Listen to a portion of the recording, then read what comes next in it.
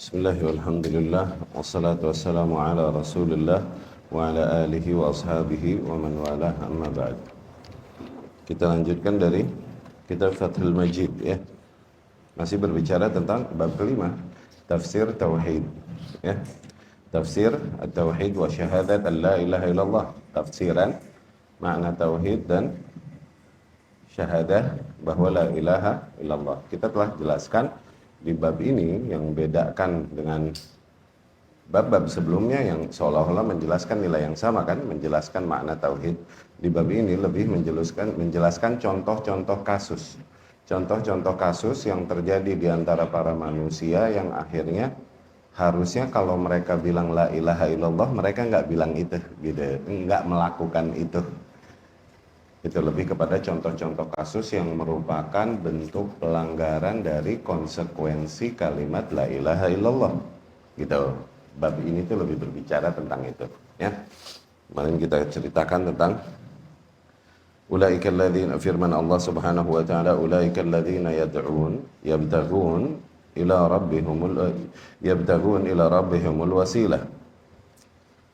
Hal-hal yang yakni tokoh-tokoh yang mereka berdoa kepadanya itu, yakni kaum musyrikin berdoa kepada para orang-orang saleh yang mereka kenal, yang mereka kenang, dan kemudian mereka jadikan idol yang mereka akhirnya sembah hal tersebut selain Allah Subhanahu wa ta'ala, ya. Nah, kaum musyrikin ini berdoa kepada orang-orang tersebut yang mereka kenang dalam bentuk monumen-monumen tersebut, ya, berhala itu. Nah, Allah mengatakan bahwa hakikatnya orang-orang soleh tersebut aja, mereka sendiri mencari jalan mendekatkan diri untuk mendekatkan diri kepada Allah Subhanahu wa ta'ala. Mereka berlomba-lomba mendekatkan diri kepada Allah Subhanahu wa ta'ala. Gitu. Kok bisa kalian meminta dan memohon kepada orang yang masih juga mencari dan memohon kepada Allah Subhanahu wa ta'ala? Kenapa nggak mohon kepada Allahnya aja langsung? Maksudnya gitu. Ya. Nah, dari situ dapat kita tangkap bahwa beberapa orang, praktik kaum musyrikin, di mana mereka menjadikan wasilah-wasilah, perantara-perantara antara mereka dengan Allah Subhanahu wa ta'ala, hakikatnya bertentangan dengan konsekuensi kalimat dia bahwa la ilaha illallah. Hakikatnya bertentangan dengan keyakinan dia bahwa hanya Allah lah zat yang hak untuk diibadahi. Kalau memang begitu, harusnya kalian tidak meminta kepada hal lain, tidak berdoa kepada hal lain selain Allah Subhanahu wa ta'ala. Itu maksud dari bab tersebut, ya. Dijelaskan sama Syekh Al-Faqih, anna jami'a salihin alladhin yad'uhum al-musyrikun wa yastaghithun bihim imma tawassulan ila Allah liyaqdiya hawaijahum wa imma istiqlalan bi ayyatlubu minhum qada al-hajah. Sesungguhnya seluruh orang-orang saleh tersebut yang dimana para kaum musyrikin berdoa kepada mereka, meminta tolong kepada mereka, ya, entah dengan cara tawassul, yakni menjadikan orang-orang soleh tersebut perantara antara mereka dengan Allah. Tujuannya agar mereka menyampaikan hajat dan kebutuhannya kepada Allah Subhanahu wa ta'ala, agar orang-orang soleh tersebut menyampaikan hajat dan kebutuhan mereka kepada Allah. Gitu. Ya, tujuannya entah begitu, entah mindsetnya berangkat dari istiqlalan, yakni emang terlepas dari itu mereka memiliki keyakinan bahwa orang-orang soleh tersebut memiliki sebagian kuasa rububiyah yang Allah berikan kepada mereka, gitu. Oke, dari mendatangkan manfaat atau menjauhkan dari madarat. Istiqlalan, atau mungkin berangkat dari emang di ayat lubu minhum qada al-hajah, mereka emang meminta kepada orang-orang soleh tersebut untuk memenuhi hajat mereka, mu'taqidin bi annallaha wahabahum at-takwin wa tasarruf. Berangkat dari keyakinannya Allah memang memberikan kepada orang-orang soleh tersebut kuasa di alam semesta dan peranan di alam untuk berjalannya alam semesta. Ulaika mushtaghilun bi anfusihim yad'una Allah laha. Hakikatnya orang-orang soleh tersebut sendiri, mereka tersibukkan dengan doa dan ibadah mereka kepada Allah Subhanahu wa ta'ala. Yatawassaluna ilaihi bi'ibadatih. Mereka mencari cara mendekatkan diri mencari wasilah, mencari jalan mendekatkan diri kepada Allah mereka nih dengan cara beribadah hanya kepada Allah Subhanahu wa taala, mukhlishina lahuddin, menyerahkan seluruh bentuk beragama, bentuk beribadah hanya bagi Allah Subhanahu wa taala, khaifina adzabah. Mereka senantiasa takut kepada azabnya Allah Subhanahu wa taala, rajina rahmatah, senantiasa berharap dari rahmat Allah Subhanahu wa taala.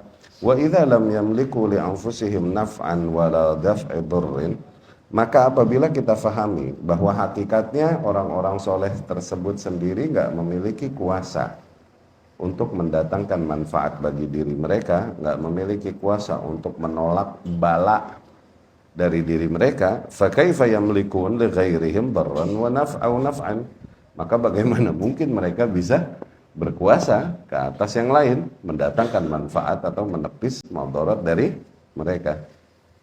Ya, praktek tersebut bertentangan dengan la ilaha illallah, bertentangan dengan konsep tauhid, bertentangan dengan syahadat la ilaha illallah. Nah, bab ini tuh mau itu yang coba dijelaskan oleh Syekh rahimahullah, menjelaskan kasus-kasus yang terjadi yang hakikatnya bertentangan dong dengan konsep la ilaha illallah yang seharusnya, bertentangan, kontradiksi dengan konsekuensi dari syahadat la ilaha illallah. Ya, kontradiktif. Kemudian juga kemarin kita katakan penegasan yang disampaikan Ibrahim alaihissalam ya kepada ayahnya dan kepada kaumnya. Ibrahim berkata kepada mereka, innani bara'um mimma ta'budun, sesungguhnya aku berlepas diri dari apa yang kalian ibadahi tersebut. Illal ladzi fatarani fa innahu sayahdin, kecuali hanya kepada Zat yang menciptakanku, sesungguhnya ia akan memberikan bimbingan padaku. Wa ja'alaha kalimatan baqiyah fi 'aqibih, kemudian dijadikanlah oleh Ibrahim ungkapan tersebut ungkapan yang abadi pada keturunannya. Ungkapan tersebut yakni la ilaha illallah. Ya, kalimat baqiyah. Oke, kalimat yang abadi itu maksudnya adalah la ilaha illallah. La'allahum yarji'un, ya. Semoga mereka yakni keturunan-keturunan Ibrahim alaihissalam kembali semua kepada konsep tauhid. Ya. Nah, kemudian juga di ayat itu terdapat penegasan dari Ibrahim alaihissalam bahwasanya dia kafir dari segala hal yang diibadahi oleh para manusia, oleh ayahnya dan oleh kaumnya selain Allah Subhanahu wa taala.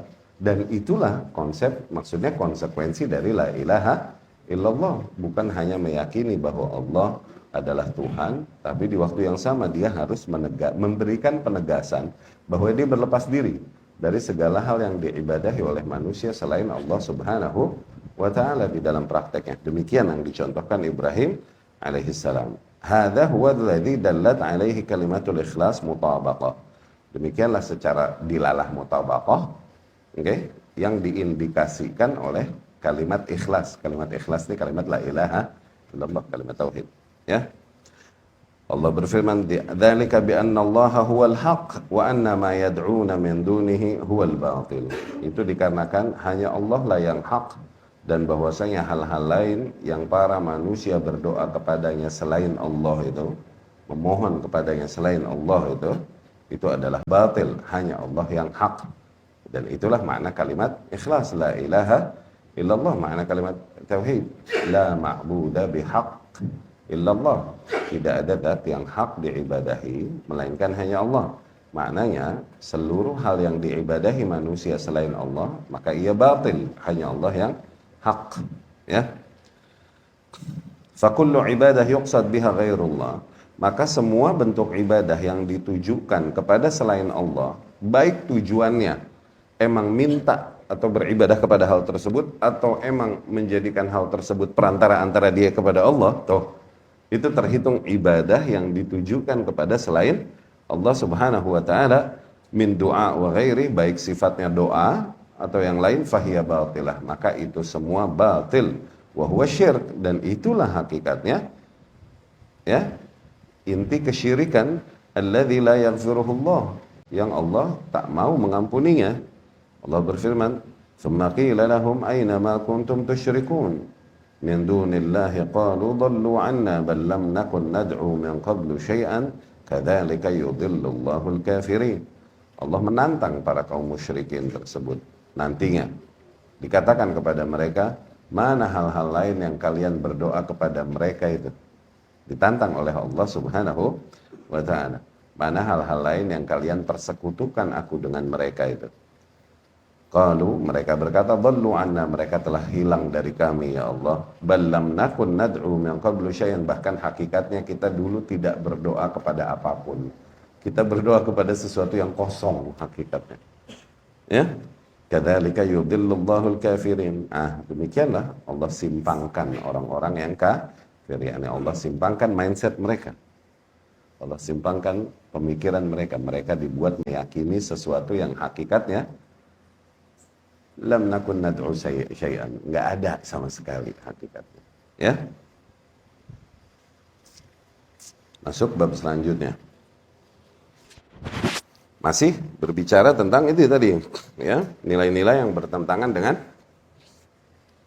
la ilaha illallah, ya kan, dan konsep tauhid. Kenapa perlu demikian? Karena untuk semakin memahami dan meyakini sesuatu, sometimes kita mesti mempelajari hal yang bertentangan dengannya, gitu.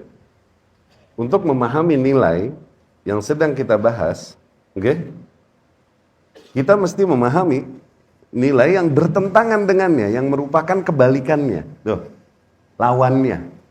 Dengan ini wajah nilai yang sedang kita bahas nambah kita faham. Berbeda dengan orang yang hanya mencoba memahami apa yang sedang dia pelajari saja, okay, tanpa mau melihat yang merupakan lawannya. Seringkali akhirnya nggak dapat surahnya, gambarannya. Demikian. Makanya ulama dari dulu juga diantara strategi memberikan penjelasan, itu seringkali mereka yu'arrifun biddid. Mereka memberikan definisi seringkali dengan menyebutkan anonim, lawan kata. Iya kan? Yu'arrifun biddid. Mereka defines, memberikan definisi seringkali dengan lawan kata. Ma hiya sunnah? Apa itu sunnah? Naqidut tauhid, naqidul bid'ah. Lawan kata bid'ah. Ya kan? Ma huwa tauhid? Naqidus syirk. Apa itu tauhid? Definisi tauhid adalah lawan dari kesyirikan. Yu'arrifun biddid. Nah, sekarang dijelaskanlah kasus-kasus yang sifatnya amaliyah, praktis, yang bertentangan dengan nilai tauhid. Imam Muhammad bin Abdul Wahab tentunya membuat kitab ini karena memang dia alami di zamannya para manusia yang mereka bersyahadat lidahnya. Mungkin melaksanakan sholat, menunaikan zakat juga, tapi di waktu yang sama masih meminta-minta kepada kuburan, meyakini hal-hal yang harusnya kalau benar konsep memahami la ilaha illallah syahadatnya, harusnya mereka nggak melakukan itu, gitu. Ini yang tujuan yang mau disampaikan oleh Imam Muhammad bin Abdul Wahab. Ya. Nah, selanjutnya firman Allah Subhanahu wa taala, qala al-musannif rahimahullah, Imam rahimahullah berkata, wa qawlu, firman Allah Subhanahu wa taala, ittakhadhu ahbarahum wa ruhbanahum arbaban min dunillah wal masih ibn Maryam. Mereka menjadikan pendeta-pendeta mereka dan rahib-rahib mereka, pendeta-pendeta dan rahib-rahib mereka. Rahib ini di Yahudi, pendeta ini di Nasrani. Mereka menjadikan ulama-ulama mereka tersebut sebagai rob-rob lain, Tuhan-Tuhan lain selain Allah Subhanahu wa ta'ala. Sebagaimana mereka jadikan Al-Masih, the Messiah, yani Isa ibn Maryam alaihi salam, okay? Mereka jadikan Tuhan lain selain Allah Subhanahu wa ta'ala. Maknanya para ahli kitab ini, Yahudi dan Nasrani, mereka menjadikan pendeta-pendeta dan rahib-rahib mereka sebagaimana mereka menjadikan Al-Masih Isa alaihi salam sebagai Tuhan lain yang mereka sembah selain Allah Subhanahu wa ta'ala. Itu makna firman Allah tersebut. Ya, kita bacakan dulu. Syarah. Wa fil hadits sahih, dan di dalam hadis sahih ini, hadis diriwayatkan Imam Tirmidzi dan Baihaqi rahimahumullah. Rasul sallallahu alaihi wasallam tala hadhil ayah. Rasul membacakan ayat tersebut kepada Adi ibn Hatim. Adi ibn Hatim radhiyallahu anhu. Adi bin Hatim radhiyallahu anhu dulunya ahlul kitab. Dulunya beliau adalah ahlul kitab. Dia ex ahlul kitab yang kemudian berislam bersama Rasul sallallahu alaihi wasallam, jadilah sahabat radhiyallahu anhu. Nah, ketika dibacakan ayat tersebut oleh Rasulullah sallallahu alaihi wasallam kepada Adi bin Hatim, di mana para ahlul kitab menjadikan pendeta mereka dan rahib-rahib mereka, menjadikan Isa ibnu Maryam sebagai tuhan-tuhan lain yang mereka sembah selain Allah subhanahu wa ta'ala. Tuh, Rasul membacakan ayat itu kepada Adi bin Hatim. Zain, coba lihat responnya Adi bin Hatim. Ya Rasulullah, beliau berkata radhiyallahu anhu, ya Rasulullah, wahai Rasulullah, lasna na'budahum. Loh, kita nggak menyembah pendeta kita ya Rasulullah. Tuh, dapat gak? Karena zahir ayat itu bilangnya seolah-olah mereka menyembah pendeta mereka. Ngerti gak lo? Ngerti gak lo sampai situ? Hah? Into ma'aya, you guys are with me. Masih bisa ngikutin aneh ya? Zahir ayat itu maknanya seolah-olah mereka menyembah pendeta-pendetanya. Karena Allah bilang, ittakhadhu ahbarahum wa ruhbanahum arbaban min dunillah. Mereka menjadikan pendeta-pendeta dan rahib-rahib mereka sebagai tuhan-tuhan lain selain Allah. Tuh, seolah-olah berarti ahlul kitab menyembah pendeta mereka, menyembah rahib mereka. Nah, ini yang disampaikan Adi. Dulu kita nggak menyembah mereka ya Rasulullah, kata Adi ibnu Hatim radhiyallahu anhu. Nah, diarahkanlah pemahaman menyembah ini, menjadikan Tuhan ini. Oke? Menjadikan Tuhan itu maksud Allah, mereka menjadikan pendeta mereka dan rahib mereka sebagai Tuhan-Tuhan lain selain Allah. Maksudnya apa ya? Nah, ini diajari nama Rasulullah sallallahu alaihi wasallam. Adi berkata, ya Rasulullah, lasna na'buduhum. Ya Rasulullah, kita nggak menyembah mereka juga kok. Begitu. Nggak menyembah para pendeta dan rahib kita. Rasul pun berkata sallallahu alaihi wasallam, alaysa yuhilluna ma harramallah fatuhilluna. Bukankah mereka menghalalkan apa yang telah Allah haramkan, kemudian kalian mengikuti mereka untuk menghalalkannya? Tuh.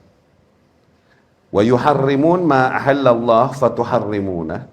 Bukankah mereka, yakni para pendeta itu, mengharamkan kepada kalian apa yang telah Allah halalkan, akhirnya kalian pun ikut mengharamkannya? Tuh. Dapat gak? Ya? Qal bala. Adi bilang, oh iya, emang dulu begitu tuh. Iya kan? Rasul berkata sallallahu alaihi wasallam, faqala Nabi sallallahu alaihi wasallam, fatilka ibadatuhum. Itu dia bentuk ibadah para kaum Yahudi dan Nasrani kepada pendeta mereka. Serem enggak? Hah? Serem enggak? Ketika mereka ikut apa yang dikatakan oleh para ulamanya. Ikut yang dikatakan oleh para ulama, dan ulama ini ulama yang menyimpang tentunya ya, ulama-ulama yang menyimpang dari jalan yang hak. Dan itu yang dominan di antara mereka, karena sebagaimana di antara kaum muslimin, mereka pun hanya satu golongan yang masuk surga dari 71 golongan, dari 72 golongan. Kalian fahamlah itu maksudnya apa. Ya, ketika mereka ikut apa yang difatwakan oleh tokoh-tokoh mereka, kalaupun itu bertentangan dengan apa yang datang dari Allah subhanahu wa ta'ala, dengan itu mereka terhitung berarti mereka menjadikan tokoh-tokohnya tersebut, pendeta dan rahibnya tersebut, sebagai Tuhan-Tuhan lain yang mereka sembah selain Allah. Karena apa? Karena hakikatnya hak mensyariatkan, menghalalkan, mengharamkan, itu hak mutlak murni hanya milik Allah subhanahu wa ta'ala. Dapat?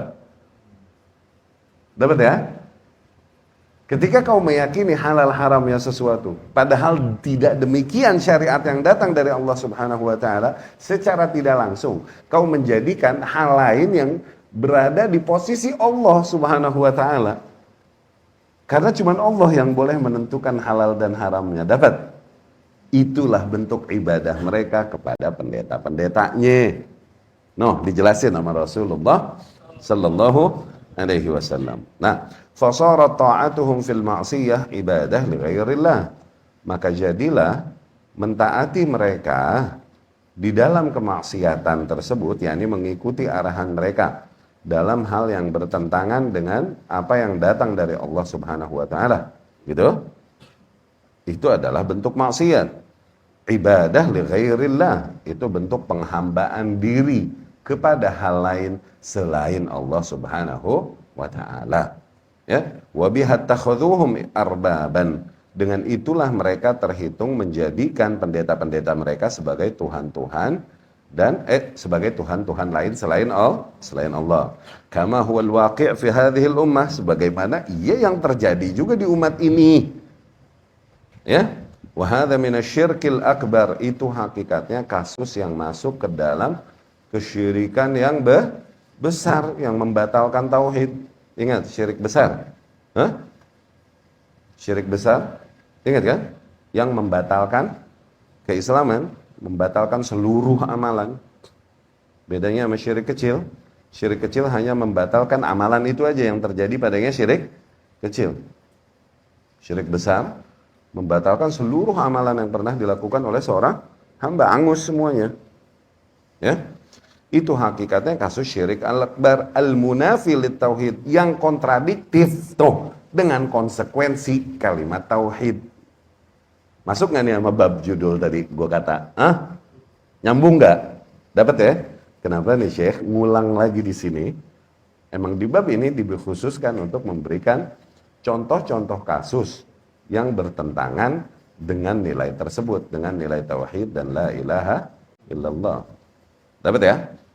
Alladzi huwa madlul syahadat alla ilaha illallah, tuh bertentangan dengan tauhid, bertentangan dengan konsep penunggalan Allah Subhanahu wa taala, pengesaan Allah Subhanahu wa taala yang diindikasikan oleh kalimat la ilaha illallah. Yang ditunjukkan, maksudnya bertentangan dengan konsekuensinya. Gitu. Kalau emang la ilaha illallah kudunya lu nggak begitu. Gitu maksudnya. Ya. Fatabayyana bihadhil ayah, maka jelaslah dari ayat ini anna kalimatul ikhlas nafat hadza kullah, bahwa hakikatnya kalimat ikhlas ini menafikan semua praktek tersebut, semua mindset itu. Ya.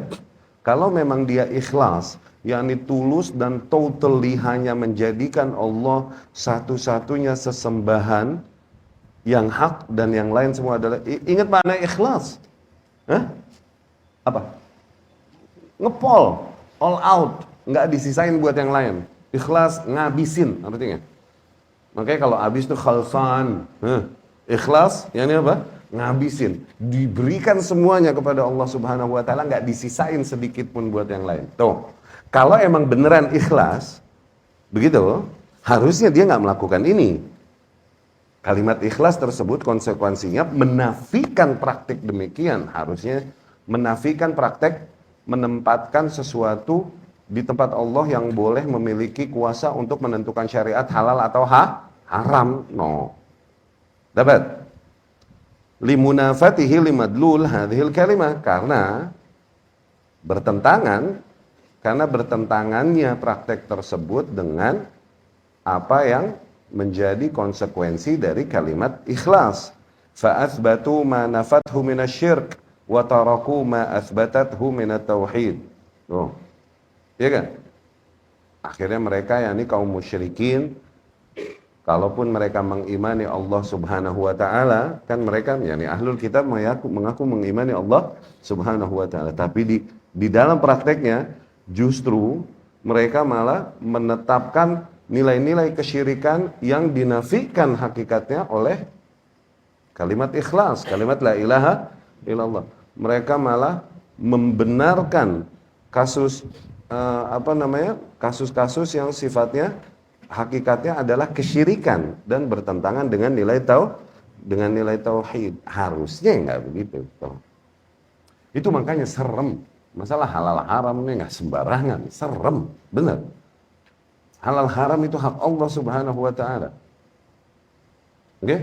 Nah sekarang bagaimana seseorang bertanya, Ustadz, kan nggak semua awam faham untuk menentukan halal dan haram. Tayyib, maka halal haram, kalaupun itu hak Allah Subhanahu wa taala betul, harus istinadan ila syara', harus bersandar kepada syariat, kepada tuntunan yang datang dari syariat. Sehingga seorang muslim harus tahu dia siapa yang layak untuk dia taklidin, untuk dia ikutin dalam menghalalkan, dalam mengharamkan. Dia harus tahu. Oke, awam dia nggak bisa ijtihad untuk melihat mana halal mana haram, iya gak? Tapi dia harus bisa berijtihad untuk memilih siapa yang dia mau taklidin. Dapat gak? Kalau dia taklidin orang-orang yang ngaco, yang hanya sesuai dengan hawa nafsunya, oke? Dia nggak memohon petunjuk kepada Allah Subhanahu wa taala, dia nggak berusaha untuk mencari yang hak, nggak mau datang kajian dan lain-lain, udah tahu dia awam, nggak mau juga dia mencari petunjuk dan lain-lain, oke? Kemudian abis itu dia ngikutin orang-orang yang ternyata di atas kebatilan, ya kena dia kebatilannya. Kalaupun nggak sebesar para penyerunya, karena gimana pun dia pengikut. Iya kan? Makanya Ibnu Abdul Barr itu berkata, al-awam muqallidun fi kulli syai'in illa fi ijtihadi man yuqalliduhu, fi ikhtiyari man yuqalliduhu, fa innahu fihi mujtahidun. Awam, mereka taklid dalam segala hal. Nggak mau diapain dong? Kalau diwajibin tiap umat bisa ijtihad, taklif bima la yutaq. Nggak mungkin membebani manusia di luar kemampuan. Nggak mungkin. Itu udah bukan nggak mungkin dari syariat, nggak mungkin udah. Ya berarti mereka taklid. Kalau nggak bisa ijtihad ya taklid. Optionnya kan cuma itu kan, ya kan? Maka awam dalam segala hal mereka taklid, kecuali dalam satu hal, dalam menentukan siapa yang mereka mau taklidin. Fa innahu fihi mujtahid. Dia di situ harus berijtihad. Ya kan? Dapat ya? Dan sebesar apapun kuasa mereka yang berada di atas syariat, mereka ini muwaqi'in anillah rabbil alamin, orang-orang yang seolah-olah ala ta'bir Ibnul Qayyim, sesuai dengan ungkapan yang disampaikan Ibnul Qayyim, mereka adalah orang-orang yang menandatangani dari Allah. Tuh, ngecap dari Allah, mengabsahkan dari Allah. Ya, mereka muwaqi'in anillah rabbil alamin, para ahli ilmu itu. Nggak boleh mereka mengikuti hawa nafsunya, nggak boleh mengikuti seleranya, harus mereka benar-benar profesional dan konsisten sesuai dengan dalil yang diketahui dan difahaminya. Setelah melakukan semua itu ternyata salah, baru dapat pahala. Karena apa? Disitulah idza ijtahada al-hakim fa in asab falahu ajran. Demikian kalau seorang hakim atau mujtahid, dia berupaya untuk melakukan ijtihad. Kalau tepat, dia dapat 2 pahala. Kalau keliru, tetap dapat pahala 1. Karena berangkat dari ketulusan mencari hak, bukan berangkat dari mengikuti hawa nafsu. Ya. Nah sekarang awam mengikuti halal haram dan lain-lain. Apabila itu memang perkara-perkara yang sifatnya disepakati di dalam syariat dari zaman ke zaman, oke? Maka yakini hal tersebut, itu usul sifatnya. Melihat yang lain yang berbeda dengannya, ingkari, itu amar ma'ruf nahi mungkar. Oke? Pada istri, pada anak-anakku, anfusakum wa ahlikum nar, pada keluarga, pada kawan, ingkari. Sebatas kemampuan yang kalian bisa. Karena ini memang hal yang diharamkan di dalam syariat. Si awam juga diuji apabila melihat sesuatu yang diharamkan, tapi ini bukan sesuatu yang memang sifatnya dogmatif dari syariat, di mana ahli ilmu akan sampai kepada pertimbangan berbeda dalam menghalalkan, mengharamkan. Kemudian dia memilih seorang ahli ilmu untuk okelah ikut yang haram.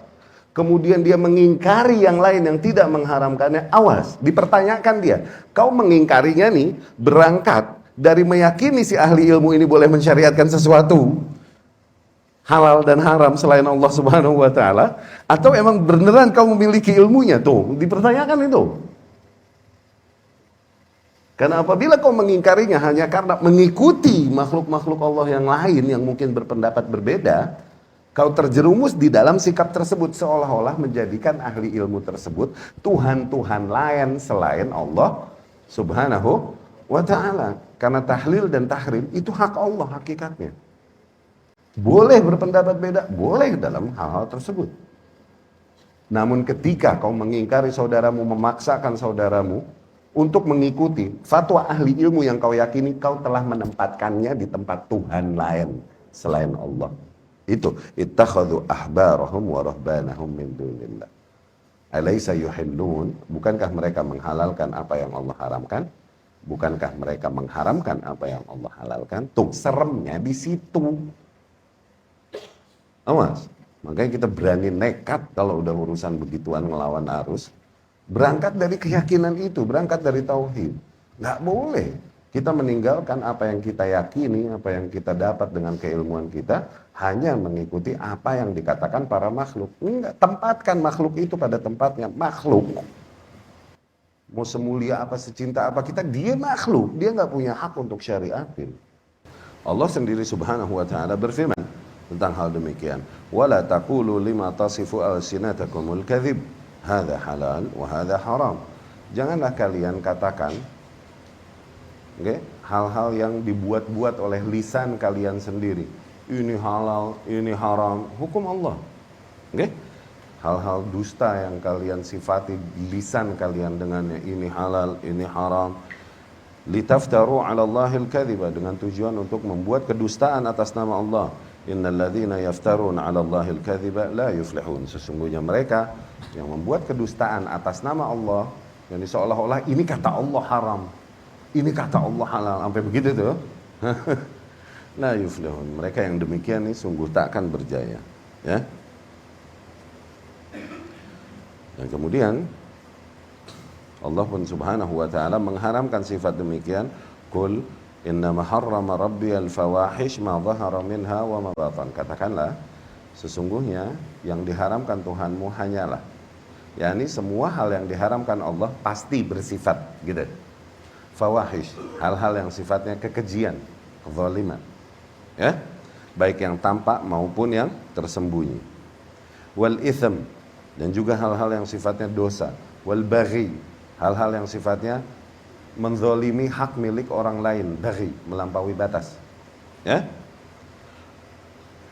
Wal baghi bighairil haq, tanpa hak. Wa an tusyriku billah, dan yang Allah haramkan adalah agar kalian mempersekutukan Allah dengan hal lain selain Allah subhanahu wa ta'ala, malam yunazzil bihi sultana, yang Allah tak turunkan kuasa atasnya, yakni yang tak Allah turunkan keterangan atasnya. Wa antaqulu 'ala Allahi ma la ta'lamun, dan Allah haramkan ke atas kalian untuk berkata-kata atas Allah, yakni atas agama Allah, yang kalian tak memiliki ilmu atasnya, ya.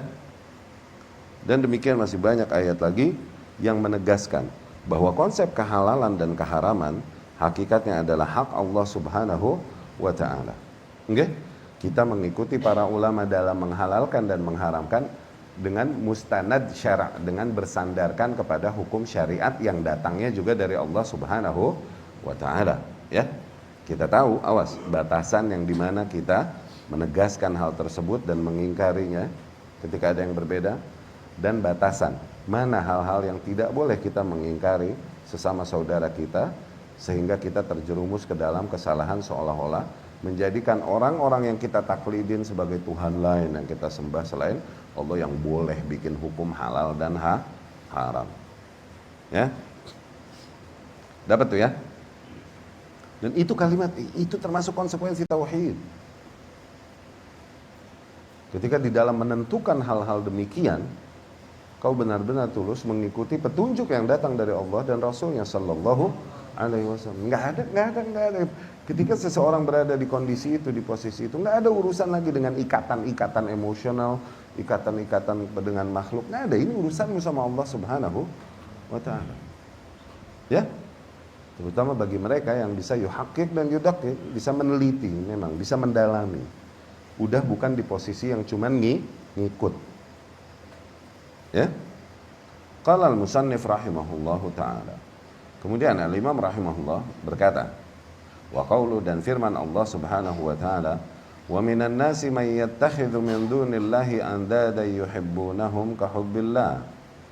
Dan di antara manusia terdapat orang-orang yang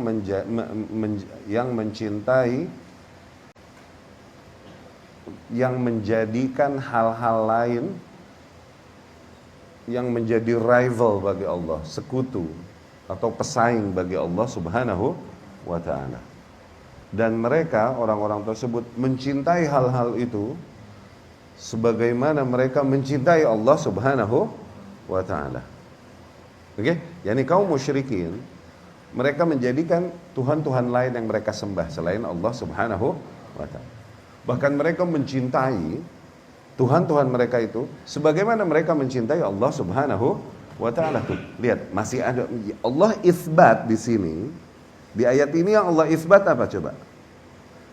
Tersirat.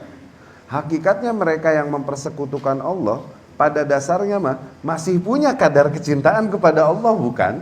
Bukan nggak ada sama sekali, bukan? Tuh gitu. Cuman tetap dihitung musyrik dan kena abadi di neraka. Karena apa? Kalaupun mereka punya kadar kecintaan kepada Allah, mereka mencintai hal-hal lain selain Allah Subhanahu wa ta'ala juga. Ya kan? Dengan itu mereka terhitung musyrik. Kalaupun mereka masih memiliki kadar kecintaan kepada Allah Subhanahu wa ta'ala. Dapat gak dari ayat itu? Ya. Dan by the way, yang diomongin di ayat ini bukan cuman kadar, tapi lagi ngomongin jenis cinta. Yani manusia memiliki kecintaan pada banyak hal. Betul gak? Fitrah gak? Emang kita dicetak begitu, built in dari zuyyina linnasi hubbu syahwat, dicetak pada diri manusia emang condong mencintai syahwat minan nisa wal banin wa qanatir muqantarah minadh dhahab wal fiddah wal khailil musawwamah wal an'am wal harth dzalika mata'ul hayatid dunya. Kalian udah tahu tuh ayat. Iya kan? Apakah berarti kemudian kita membagi cinta kita kepada Allah Subhanahu wa ta'ala dengan hal-hal tersebut? Nah, makanya nggak begitu memahaminya. Oke? Nanti Syekh Fagi akan menjelaskan. Anak kasih dulu kesimpulannya. Maksudnya jenis cinta. Oke? Jenis cintamu kepada apa-apa yang dicintai oleh para manusia ini berbeda dengan jenis cintamu kepada Allah Subhanahu wa ta'ala. Nah, jenis cinta yang itu hanya harus untuk Allah doang, nggak boleh buat yang lain. Tuh. Kaum musyrikin menjadikan jenis cinta yang itu, beda jenis aja nih cintanya. Oke? Jenis cinta yang itu kaum musyrikin jadikan untuk hal lain juga selain Allah Subhanahu wa ta'ala. Sehingga tidak dikatakan maksudnya mukmin mencintai istrinya, mencintai anaknya, berarti dia mempersekutukan cintanya kepada Allah dong. Lah kagak begitu, jal. Ini lagi ngomongin jenis cintanya. Jenis cinta yang ono harusnya cuma buat Allah Subhanahu wa ta'ala. Ada cinta yang lain, ada jenisnya beda, boleh mencintai istri yang halal. Bukan bini orang. Ya, mencintai wanita, ya kan, minan nisa wal banin, anak-anak, qanatir muqantarah minadh dhahab wal fiddah, emas perak perhiasan gemerlap dan lain-lain. Hakikatnya jenisnya. Nah, kaum musyrikin ini menjadikan jenis cinta yang harusnya diberikan manusia hanya kepada Allah, mereka share itu, mereka pecah itu, mereka divide itu kepada hal lain selain Allah Subhanahu wa ta'ala. Ini maksud ayat tersebut. Di antara manusia ada yang menjadikan andada, sekutu-sekutu atau pesaing-pesaing. Nid artinya rival, sekutu. Selain Allah Subhanahu wa ta'ala. Apa? Pesaing. Selain Allah Subhanahu. Yuhibbunahum kahubbillah. Mereka mencintai hal-hal tersebut sebagaimana mereka mencintai Allah Subhanahu wa ta'ala. Ya? Zain, kita baca dulu syarahnya. Fakullun man ittakhadha niddan lillah yad'uhu min dunillah. Maka hakikatnya siapapun yang menjadikan pesaing bagi Allah Subhanahu wa ta'ala, yang ia berdoa kepadanya selain kepada Allah, yarghab ilaih, tuh, ia mencintainya, yarjuh, berharap kepadanya, lima yu'ammiluhu minhu qada'a hajatihi wa tafrij kurbatihi, mencintainya, mengharapkannya karena dia harapkan hal tersebut dapat memenuhi hajat-hajatnya atau menjauhkan darinya musibah-musibahnya. Kahal ubadul kubur, sebagaimana kondisi para penyembah kubur, wat tawagit al asnam, tuh, para penyembah kubur dan berhala-berhala togut. Togut apa ya? Kullu ma yu'bad min dunillah, segala hal lain yang diibadahi manusia selain Allah. Tuh. Seperti para penyembah kubur tuh. Penyembah kubur yang bukan muslim mereka. Lihat aja KTP-nya. Islam agamanya mah tuh. Ya? Fala budda ay yu'azzimuhum wa yuhibbuhum lidzalik. Nah, mereka melakukan hal tersebut pastilah berangkat dari pentakziman hatinya memang menta'zim, mengagungkan hal tersebut. Hatinya memang yuhibbuhum, memang mencintai hal-hal tersebut. Tuh, iya enggak? Fa innahum ahabbuhum ma'allah. Dengan itu terhitung mereka mencintai hal-hal tersebut dengan Allah Subhanahu. Yani mereka mencintai Allah, tapi yang namanya mempersekutukan kan ngeduain itu. Ingat, iya kan? Orang kawin satu, tuh dia tauhidin istrinya, dia kawin lagi, dia syirikin istrinya tuh, menduakan. Iya kan? Maksudnya ana lagi ngejelasin arti kata, bukan nyuruh, bukan. Ya, lagi ngejelasin. Ya.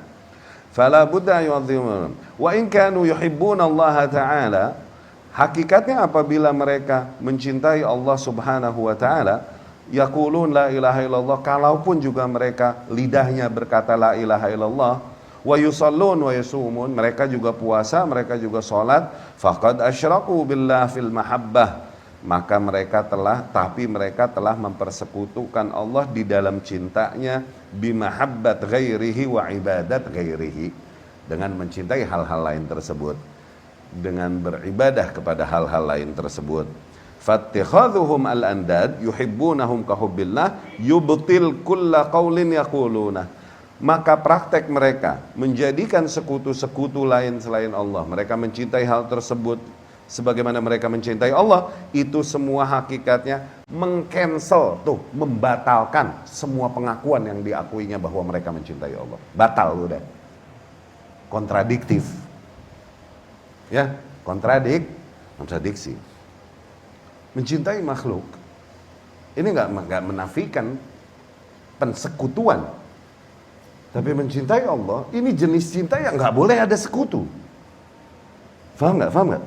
Mencintai makhluk ini cinta-cinta yang sifatnya masih bisa nggak bertentangan dengan menyekutukan. Yakni aku mencintai sahabatku ini, bukan artinya aku nggak mencintai sahabatku yang lain kan?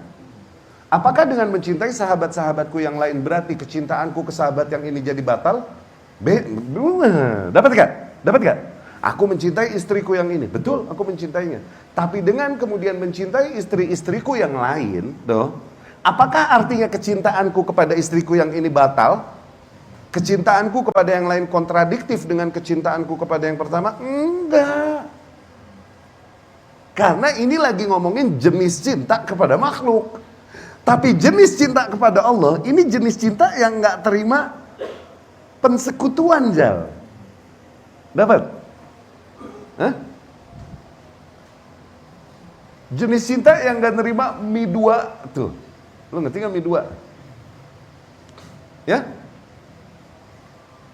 Jenis cinta yang gak menerima madu. Bukan jenis cinta kepada sesama makhluk yang masih boleh ada madu-madu lain, tuh. Dapat gak? Semakin tergambarkan gak konsep cinta kepada Allah? Wa in kanu yuhibbuna Allah Ta'ala wa yaqulun la ilaha illallah, mereka terhitung mencintai hal-hal lain selain Allah. Kalaupun mereka mencintai Allah dan kalaupun mereka mengatakan la ilaha illallah. Yusallun wa yasumun, kalaupun mereka salat dan puasa, faqad asyraku billah fil mahabbah, namun mereka telah mempersekutukan Allah di dalam cintanya, bimahabbat ghairihi wa ibadat ghairihi, dengan mencintai hal yang lain dan beribadah kepada hal lain selain Allah. Fattikhadhuhumul andad yuhibbunahum kahubbillah yubtil kulla qaulin yaquluna. Maka sikap mereka itu menjadikan sekutu-sekutu bagi Allah Subhanahu wa taala, hakikatnya telah membatalkan semua pengakuan yang dikatakan lidahnya. Wa kulla amalin ya'maluna, telah membatalkan semua amalan yang dilakukannya. Loh. Ya, li'annal musyrik la yuqbal lahu amal, karena demikian seorang yang memadu Allah, mempersekutukan Allah, tidaklah diterima amalan apapun darinya, wala yasih minhu, dan tidaklah sah darinya amalan apapun. Karena Karena syarat diterimanya amal adalah yang pertama apa? Ikhlas, ya. Yang kedua al-ittiba. Wa haula wa in qalu la ilaha illallah, mereka itu kalaupun mereka mengatakan la ilaha illallah, faqad taraku kulla qayyadin qayyidat bihi hadhil kalimah. Namun mereka meninggalkan semua syarat, semua ikatan yang mengikat kalimat ini, maksudnya semua syarat bagi ungkapan tersebut. Ya. Minal ilmi bimadluliha, di antara syaratnya kan kemarin kita katakan, dia harus memiliki keilmuan dengan konsekuensinya, apa yang diindikasikan oleh kalimat la ilaha illallah. Kalau nyebut la ilaha illallah berarti harus begini tuh. Oke? Li'annal musyrik jahil bimakna. Karena hakikatnya orang yang mempersekutukan Allah, mereka jahil dari makna kalimat la ilaha illallah tersebut. Wa man jahilahu bima'naha ja'ala lillahi syarikan fil mahabbah wa ghairiha. Demikian orang yang jahil dari maknanya la ilaha illallah, jahil dari konsekuensinya, akhirnya mereka menjadikan sekutu selain Allah, sekutu bagi Allah subhanahu wa ta'ala, dan mereka tetap berkata bahwa mereka beriman kepada Allah. Tuh, mereka tetap ngaku bahwa mereka beriman kepada Allah. Ya. Wa hadha huwal jahlu al munafi lil ilm bima dallat alaihi minal ikhlas. Dan inilah kejahilan yang bertentangan dengan keilmuan yang menjadi indikator kalimat ikhlas. Ya, yang bertentangan dengan, yang kontradiktif dengan konsekuensi dari kalimat ikhlas. Walam yakun sadiqan fi qawliha, dan berarti dia mengucapkan la ilaha illallah, mengucapkan kalimat keikhlasan tersebut, kalimat tauhid tersebut, tidak juga tulus dia mengucapkannya, ya, nggak sadik dia, nggak jujur di dalam tauhidnya, nggak jujur di dalam kalimat syahadat yang diucapkannya, ya. Li'annahu lam yanfi ma nafathu minasyirk wa lam yuthbit ma athbatathu minal ikhlas. Karena jelas dari prakteknya dia belum menafikan nilai-nilai kesyirikan yang dinafikan oleh kalimat ikhlas, ya, belum menegaskan nilai tauhid, sikap bertauhid yang ditegaskan oleh kalimat ikhlas. Wa tarkal yaqin aidan, bahkan dia meninggalkan keyakinan juga tuh. Di antara syaratnya juga kan dia harus berangkat dari keyakinan mengucapkan la ilaha illallah. Ketika dia masih mempersekutukan Allah subhanahu wa ta'ala, oh emang saya nggak berangkat dari keyakinan, karena dia nggak memiliki ilmunya tentang konsekuensinya. Dia juga nggak tulus berarti dalam la ilaha illallahnya, iya kan? Dan kemudian dia juga nggak yakin hakikatnya bahwa memang tidak ada Tuhan yang hak untuk disembah melainkan hanya Allah. Buktinya dia masih nyembah hal lain, tuh gitu. Maksudnya tarkal yakin, dia meninggalkan keyakinannya juga. Li'annahu law arafa bima'naha ma dallat alaihi wa madallat alaihi la ankarahu aw syakka fi. Karena hakikatnya kalau dia memahami, mengetahui dan memahami aja makna kalimat la ilaha illallah, harusnya dia mengingkari praktik tersebut, atau minimal ragu lah untuk kebenaran praktek tersebut. Kok bisa minta kepada hal lain selain Allah setelah aku mengucapkan la ilaha illallah, gitu. Walam yaqbalhu wa huwal haq, tuh, dan dia nggak mau terima, harusnya praktek demikian. Walam yakfur bima yu'bad min dunillah. Dengan itu juga, dengan masih praktek demikian, melakukan sikap demikian, praktek demikian, berarti dia belum kufur kepada hal lain yang disembah selain Allah subhanahu wa ta'ala, ya. Karena diantara terhitungnya seseorang menjadi muslim atau syarat syahadat itu adalah agar dia mengatakan la ilaha illallah, dan agar dia kufur dari hal lain yang disembah selain Allah subhanahu wa ta'ala, ya. Kama fil hadis, sebagaimana yang disebutkan di dalam hadis. Sebagaimana juga Allah berfirman, walladzina amanu asyaddu hubban lillah, dan orang-orang yang beriman mereka jauh lebih mencintai Allah. Li'annahum akhlasu lahul hub, dikarenakan orang yang beriman tulus menyerahkan seluruh kecintaannya tersebut hanya kepada Allah. Falam yuhibbu illahu, sehingga mereka tidak mencintai kecuali hanya Allah. Tuh,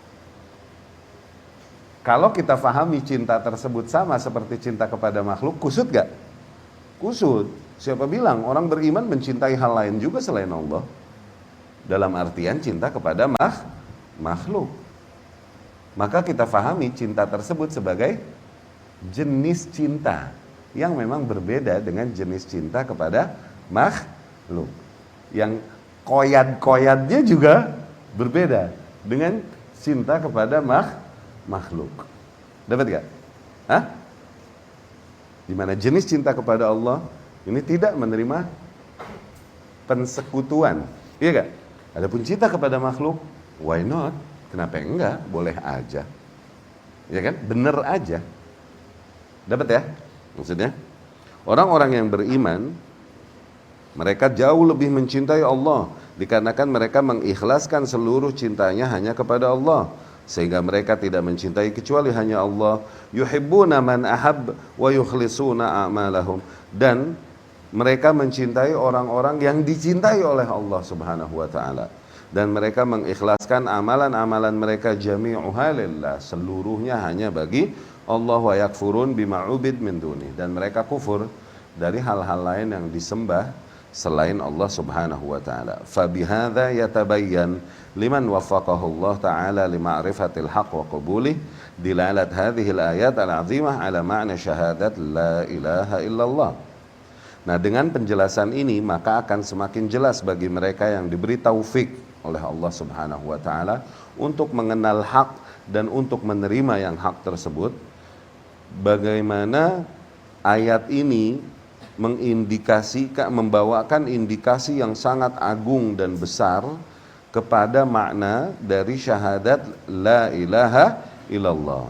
Betapa ayat ini juga memberikan indikasi yang besar ala at-tauhid alladhi huwa ma'naha alladhi da'at ilaihi jami'ul mursalin. Oke, mengindikasikan makna la ilaha illallah kepada sikap bertauhid, yakni menjadikan Allah satu-satunya, ya, yang diibadahi, disembah, ya, yang hak, yang merupakan maknanya dan merupakan nilai yang diseru oleh para utusan Allah Subhanahu wa taala. Fatadabbar, maka renungkanlah. Nah, Syekh Al-Faqih ini menjelaskan di sini, hum fil waqi' ma ahabullaha haqiqatan. Hakikatnya mereka tidak mencintai Allah secara hakiki. Li'anna hubballah la yakun illa an ma'rifat billah. Karena mencintai Allah itu tidaklah terrealisasikan kecuali berangkat dari mengenal Allah dulu, ya, bi asma'ihi wa sifatih, dengan asma'nya dan dengan sifat Allah Subhanahu wa ta'ala, barulah terrealisasikan mencintai Allah Subhanahu wa ta'ala. Nah, kaum musyrik ini mereka nggak mengenal hal tersebut, sifat-sifat Allah, asma Allah dan lain-lain, nggak mengenalnya dengan baik.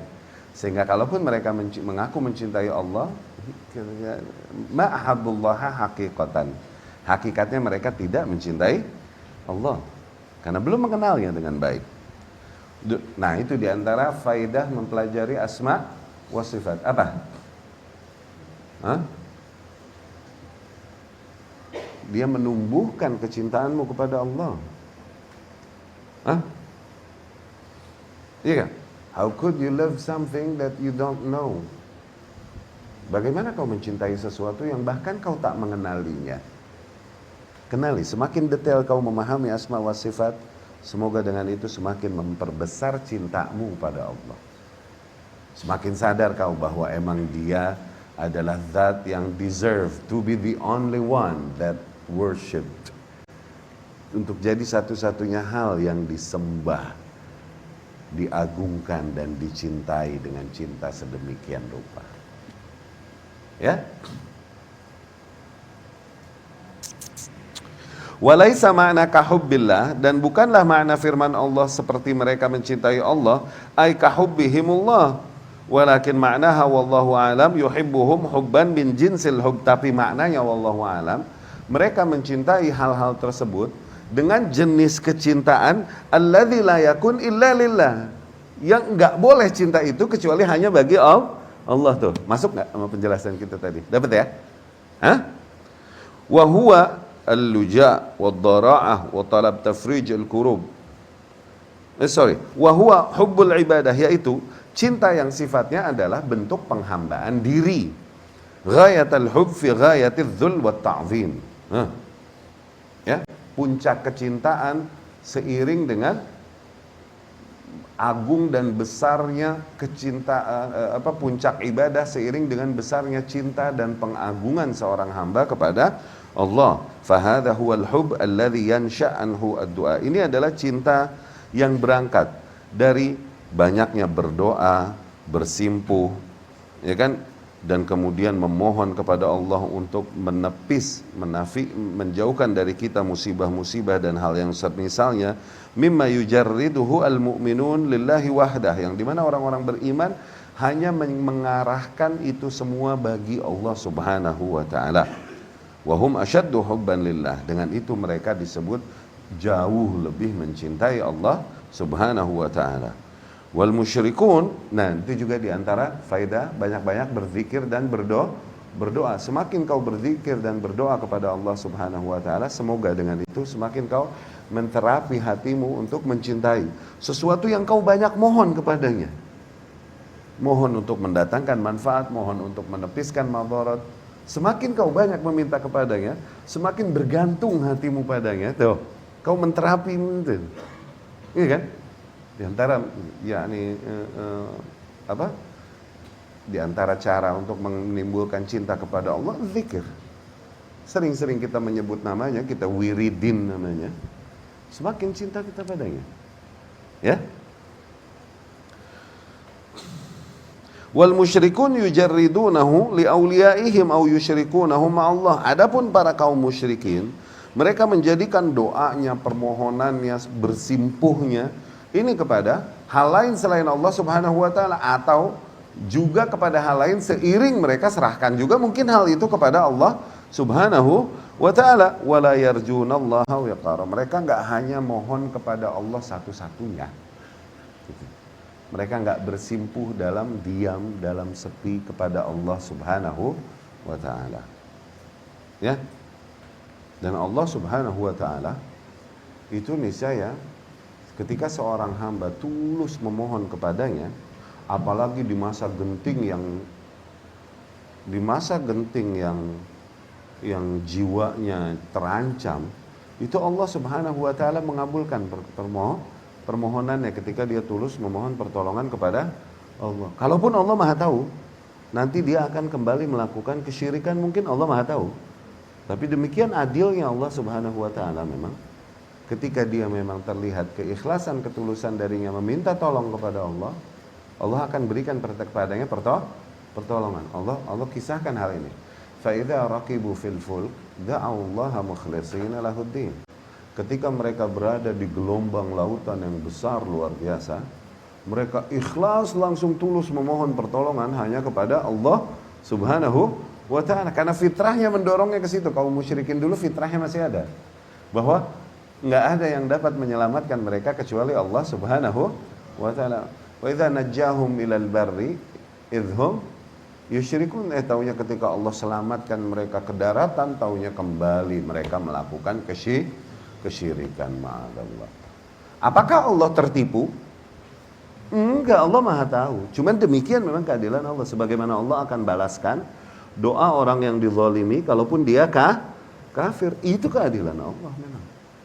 Nanti kekafirannya, kesyirikannya kembali dan lain-lain ada hitungannya di akhirat nanti. Iya gak? Seperti kasus yang terjadi pada Ikrimah. Pernah kita jelaskan Ibnu Abi Jahal.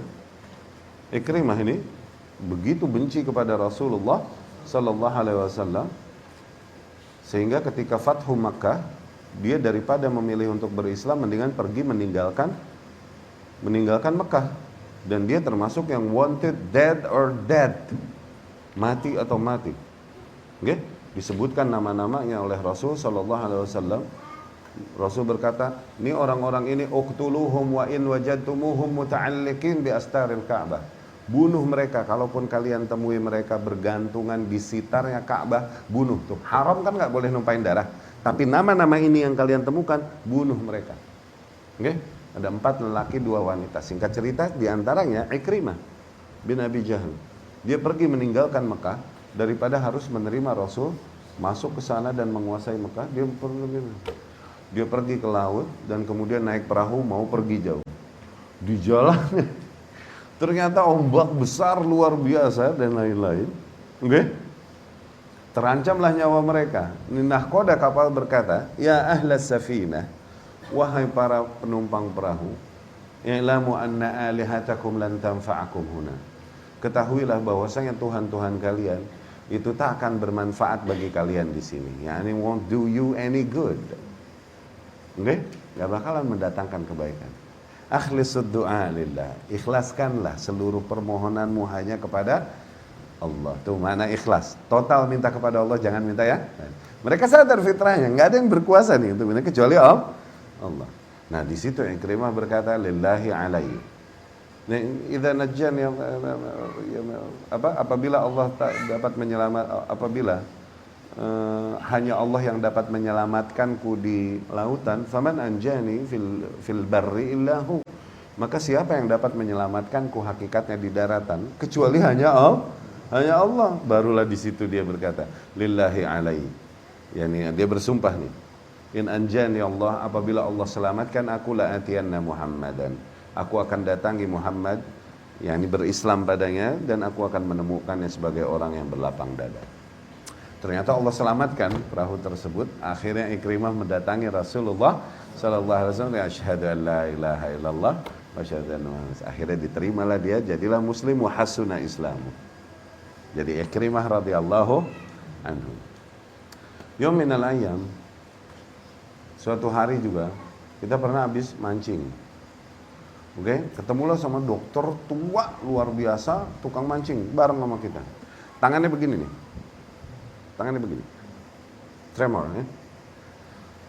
Dia bilang, "Ustadz, Jawa nih dokter aslinya. Tangan saya nggak bergetar, cuman 2 kondisi, Ustadz. 2-nya sampai bergetar." Oh iya dok, lagi ngapain aja dok? Kalau lagi bedah pasien, sama kalau lagi narik ikan. Saya badai kayak gimana, gak pernah mabuk, gak pernah muntah Ustaz. Ini masih muda, dia lagi ngeledek-ngeledekin yang dari perahu mabok. Baru turun nih, ini masih muda udah oek. Ngeledek lagi. Saya pernah saat dia cerita nih, naik dari Karang Hantu ya di sini. Terus jalan perahu. Saya fulan berempat nih. Ini orang kita kenal juga nih. Tiba-tiba di tengah kena angin, perahunya muter begini. Enggak mau berhenti. Apa itu? Tornado apa bahasanya. Enggak mau berhenti dan ombak gede. Itu saya enggak muntah tapi semua panik. Aduh gimana? Ada satu seniornya luar biasa. Ini senior nih ngedidik anak-anaknya untuk jadi kapten. Ini kaptennya anaknya, tapi ini senior ikut gitu. Semua anak-anaknya dia didik jadi kapten kapal semuanya. Ini tahu-tahu nih senior pergi ke depan perahu, dia buka semua bajunya, dia telanjang total, terus dia azan depan perahu. Allahu Akbar.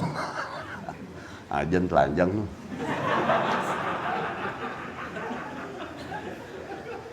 Azan telanjang aja. Setelah selesai azan, tiba-tiba berhenti ombak.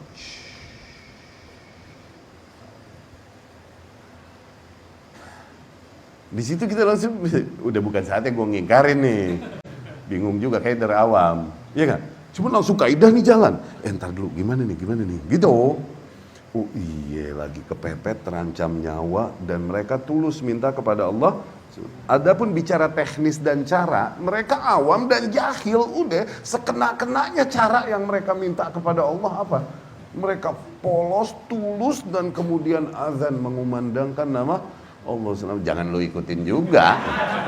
Padahal maksudnya kalau pakai ilmu, ya tulus minta pada Allah, segala lu pakai telanjang buka aurat depan orang. Tulus aja tetap minta tangan sama Allah, iya kan? Iya, tapi boleh dijajal lu ntar. Lagi puyeng-puyeng lu telanjang, lu jalan keluar rumah, lu ngapain disambitin dikata gila lu. Allahul musta'an. Ada kejadian begitu, ada. Jadi di antara trik yang dipegang sama orang-orang perahu terutama yang tua itu ketika menghadapi badai yang udah di luar dugaan dan skill mereka untuk ngadepinnya, telanjang, pergi ke muka perahu dan azan seru namanya. Begitu nah. Gue pengen bikin pengajian buat nih orang. Begitu nah, telanjang jauh. Ya. Jadi demikian ikhwati rahimakumullah. Semoga dapat dipahami bab tersebut. Insyaallah pertemuan yang akan datang kita lanjutkan. Aku qouli hadza wa astaghfirullah li wa lakum.